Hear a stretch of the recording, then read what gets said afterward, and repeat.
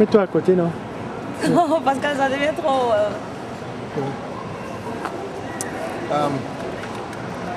I'm Zacharias Stanley from...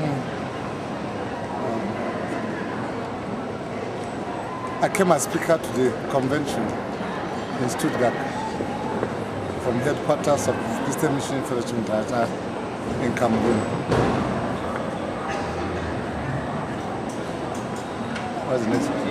Quels étaient tes fardeaux par rapport à l'Allemagne lorsque tu es arrivé?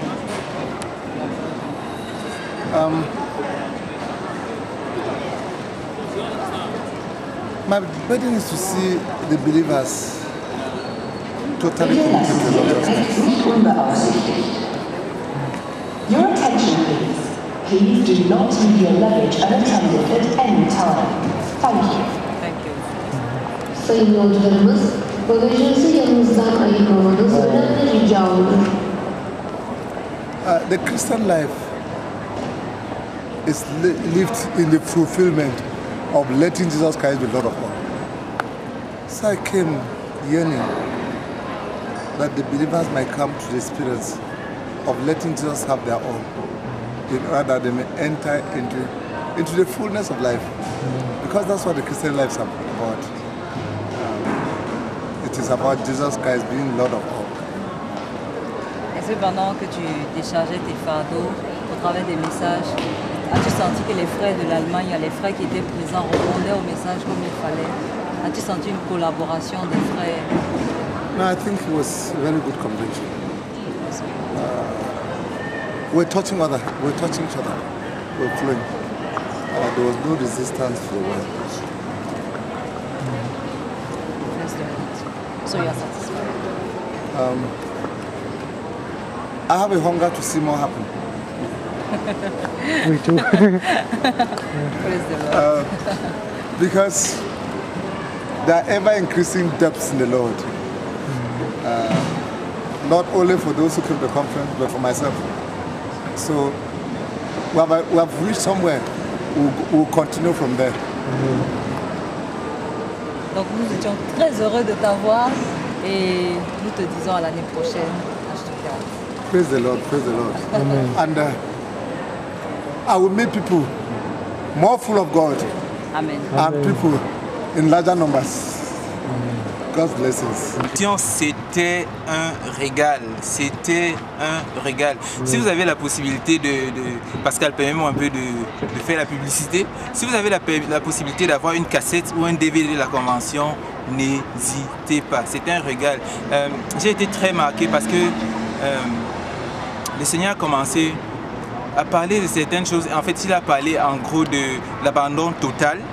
Il y a certains aspects dont on avait déjà entendu parler et on s'était dit, bon, on a compris, on va obéir et petit à petit, comme ça, on va grandir dans notre abandon, Seigneur, dans notre consécration. Mais nous nous sommes rendus compte que, personnellement, je me suis rendu compte que le Seigneur demande un abandon total qui n'est pas vraiment progressif, c'est-à-dire cet acte d'abandon total. Et maintenant, bon, laisser le Seigneur nous transformer parce que nous ne sommes plus au contrôle. C'est la première des choses qui m'a marqué.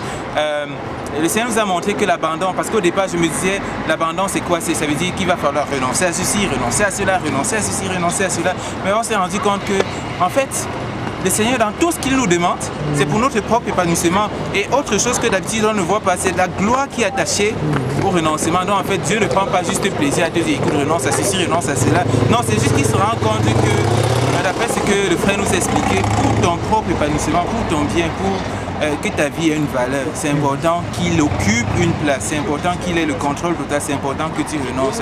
Donc toute cette gloire qui est attachée au renoncement m'a beaucoup marqué et je crois que comme plusieurs autres frères, j'ai juste décidé de m'abandonner entièrement au Seigneur.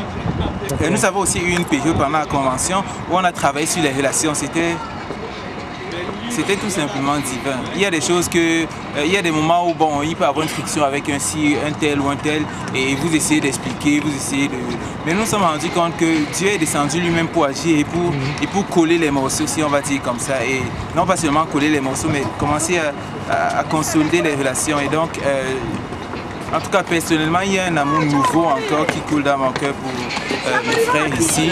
Et Ça, c'est quelque chose de grandiose aussi. C'est une des grandes choses avec lesquelles je me rappelle de la Convention. Donc, écoutez, il y a tellement à dire. Si je veux me mettre à côté tout ce qui m'a marqué, tout ce dont le frère parlait, ce sera long. Une dernière question, peut-être. Quel est l'impact pour l'œuvre en Allemagne de la Convention? Je suis sûr que dans 5 ans, on parlera encore de cette Convention. Ce que j'ai vu, c'est que je n'ai pas ressenti beaucoup de résistance au niveau du message. Donc, et je crois que lorsque les gens acceptent, lorsque les frères acceptent de s'abandonner au Seigneur, forcément, les conséquences sont positives. Je ne pas les conséquences, je veux dire les retombées sont positives. Donc, je suis persuadé que ça va être un grand bonus pour l'Allemagne. Et une autre chose même qu'on a dit qui concerne aussi le ministère en Allemagne, c'est que le fait ça nous appelle de l'importance des grands groupes. Étonnant, pourtant on se disait que il faut implanter une assemblée à gauche, implanter une assemblée à droite, quand il y a 3 frères peuvent commencer. Mais le fait ça nous a dit à la dernière convention que c'était très important de plutôt nous condenser par groupe, par région et de faire d'abord quelque chose de solide et quelque chose qui est plein de vie. Donc,